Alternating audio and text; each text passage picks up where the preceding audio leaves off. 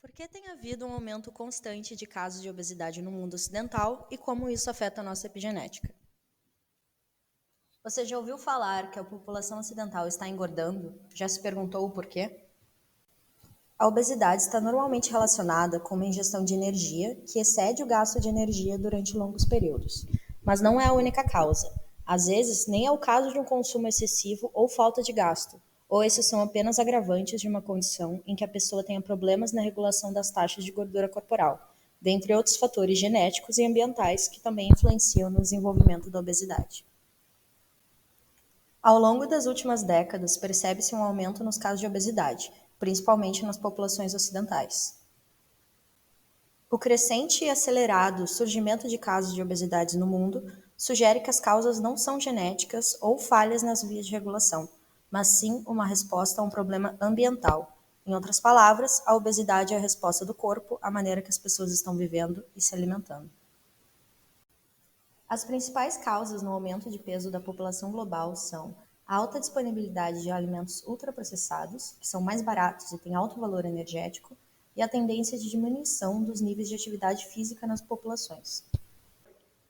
A alimentação das sociedades ocidentais tornou-se rica em gordura e açúcar, como, por exemplo, os refrigerantes e fast food, que cada vez mais substituem os alimentos mais saudáveis na dieta da população, principalmente na porção norte do Ocidente, por se apresentarem como alimentos baratos e rápidos de preparar e consumir.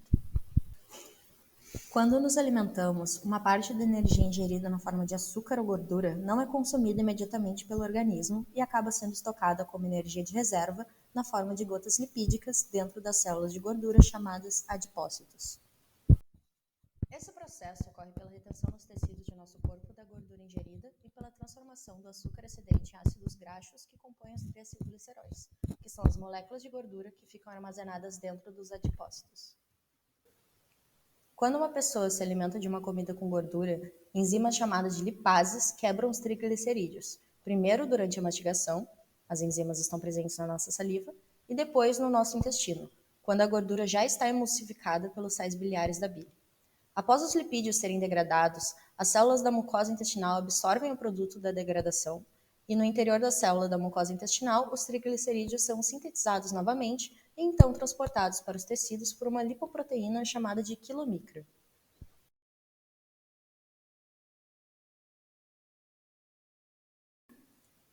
Já quando uma pessoa ingere mais açúcar do que o corpo necessita para gastar naquele momento, ocorre a lipogênese, que é justamente a síntese de ácidos graxos e triglicerídeos a partir da glicose.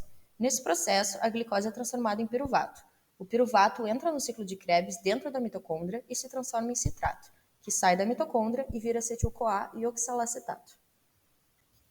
O acetil-CoA é carboxilado em malonil-CoA, que sofrerá modificações e se transformará em palmitato, um ácido graxo.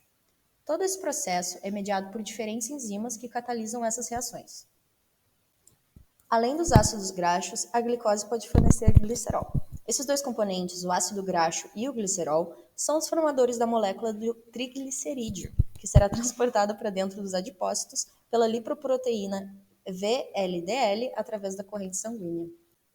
O estoque de energia excedente em forma de gordura no tecido adiposo é um processo natural do nosso corpo e muito importante para a reposição de energia em períodos de jejum. Com o aumento da quantidade de energia consumida, sem que haja o aumento correspondente de energia gasta, ocorre o aumento consequente da energia que será estocada. Isso gera um aumento de tecido adiposo no organismo. Além do excesso de energia, há estudos de que os alimentos ricos em gordura e açúcar produzem a sensação de saciedade por período de tempo mais curto que alimentos menos energéticos que contêm mais fibras, o que propicia as pessoas a se alimentarem mais vezes ao dia, aumentando ainda mais os níveis de energia consumidos. Mas você sabia que a maneira como nos alimentamos pode influenciar a maneira como nossos genes são expressos? A epigenética é o estudo das alterações da expressão gênica sem que haja uma mudança na molécula de DNA.